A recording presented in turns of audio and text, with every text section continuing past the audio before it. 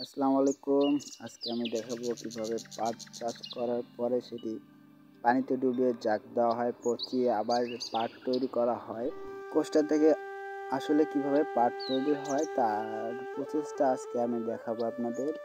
পানিতে ভিজিয়ে কিভাবে কোষ্টাটা পাটে রূপান্তর করা হয় তাই আজকে আমি আপনাদের দেখাবো। সেই প্রসেসটা দেখাবো আপনাদের। আপনারা ভিডিওতে পাশে থাকুন, ভিডিওটি শেষ পর্যন্ত দেখুন, অনেক কিছু দেখতে পারবেন গ্রামগঞ্জে কীভাবে পাট। তো বেশি কথা না বলে চলে যাই আমাদের মেইন পয়েন্ট, যেখানে আমার বাবা এবং সাথে অন্যরা পাটের কাজ শুরু করে দিয়েছে অলরেডি। আমিও সেখানে যাচ্ছি একটু দেরি করে হলেও, যাই আমিও সেই কাজে লেগে যাব। আপনারা সবাই পাশে থাকুন এবং ভিডিওটি দেখুন। ভিডিওটিতে রয়েছে বিভিন্ন প্রকার।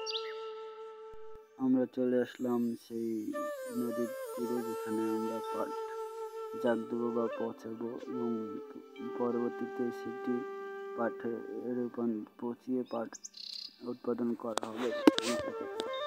কোষ্টা ক্ষেত থেকেই মেনলি পাট উৎপাদন করা হয়। যে আমাদের কোষ্টা বা পাট, যেগুলো আমরা গতকাল এখানে নিয়ে এসেছিলাম, কোষ্টা বা পাট দেখতেছেন, যার পাতাগুলো বকচি ছিল সেটা খাচ্ছে। অলরেডি আমার বাবা কাজ শুরু করে দিচ্ছে। নিচের দুই চাচা পাট নদীতে পাটের ভেলা বানাচ্ছে। পাটের ভেলা থেকেই ধীরে ধীরে এগুলো একের পর এক দিয়ে একের পর এক দেওয়া হবে। এভাবেই সুন্দরভাবে সাজানো হবে পাটের ভেলা। সাজানোর পরে এটি সুন্দরভাবে পানিতে ডুবিয়ে রাখা হবে প্রায় 30 দিনের মতো। তারপরেই পাট তৈরি করা হয়, তারপরে এটি পচন শুরু হবে। তবে এর মাঝে চেক দেওয়া হবে যে এখানে ভেলাটি ভাসে থাকছে নাকি, অনেক কিছুই। যেমন বাবা পাট ঠিকভাবে আটিগুলো দিচ্ছে। ভিডিও করতেছি আমি, তো আমার চেহারাটা দেখতে পাচ্ছেন না আপনারা। আর উপরে আমি না, আমার ছোটো ভাই ভিডিও করতেছিল, এটা আমি আমার মনে ছিল না আর কি। আমি এখান থেকে পাট দিচ্ছি লুঙ্গি কইরা ভিডিওর মধ্যে আছি, কেউ কিছু মনে করেন না। পাট বাংলাদেশের যে কতটা ইম্পর্টেন্ট একটি ফসল, তা এখন থেকে যারা 12 থেকে 13 সালের মানুষ, তারা ভালো জানে যে পাটকে সোনালি ফসল নামে প্রদর্শিত করা হয়েছে। এখন গার্মেন্টস হচ্ছে বর্তমান জমানার সবচেয়ে অর্থনৈতিক জিনিস, কিন্তু কিছুদিন আগে 2012 সালের দিকে পাট ছিল বাংলাদেশের অর্থনীতির দিক থেকে সবচেয়ে উন্নত। তো আপনারা ভিডিওটা দেখেন এবং কারোর ড্রেস আপ নিয়ে কেউ কিছু মনে করে না। পাট জাগ দেওয়া হয় অনেক প্রকারে, কেউ এইভাবে ভেলা বানিয়ে জাগ দেয়, আবার কেউ জাগ দেয় হচ্ছে আপনার এমনি একের পর এক দিয়ে বাঁশ দিয়ে জাগ দেয়। তো আমাদের গ্রামে বেশিরভাগ টাইমে এইভাবেই পাট জাগ দেওয়া হয়। আপনারা দেখতেই পাচ্ছেন পদ্ধতিটাই, একের পর এক পাট বা কোষ্টার বান্ডিল সাজিয়ে তারপরে সেগুলো পাটি অনুযায়ী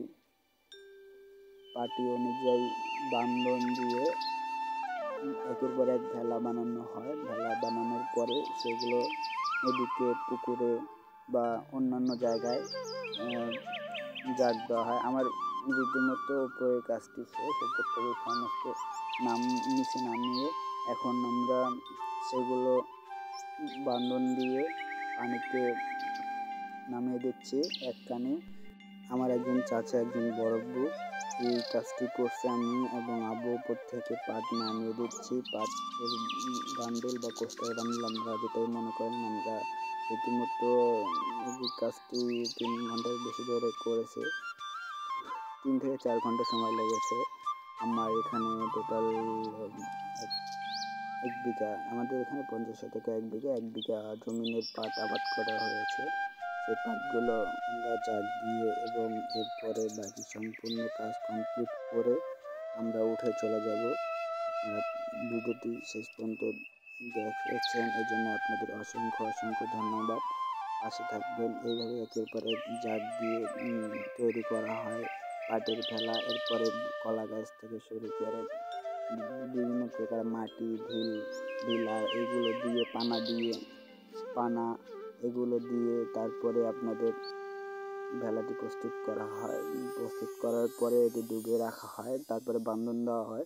বান্ধন দেওয়া হয় যাতে নদীতে ভেসে না, আমরা যেহেতু নদীতে দিয়েছি তাই নদীতে ভেসে যাতে না যায় এই জন্যই বান্ধন দেওয়া হয়। আমাদের এই নদীটিতে তেমন কোনো স্রোত নেই, আপনারা দেখতেই পাচ্ছেন। এই নদীটি অনেক আগের নদী, তো এই নদীটিতে তেমন কোনো স্রোত নেই। ধন্যবাদ আপনাদের অসংখ্য পাশে থাকার জন্য। আসসালামু আলাইকুম। ভিডিওটি ভালো লাগলে অবশ্যই সাবস্ক্রাইব করবেন।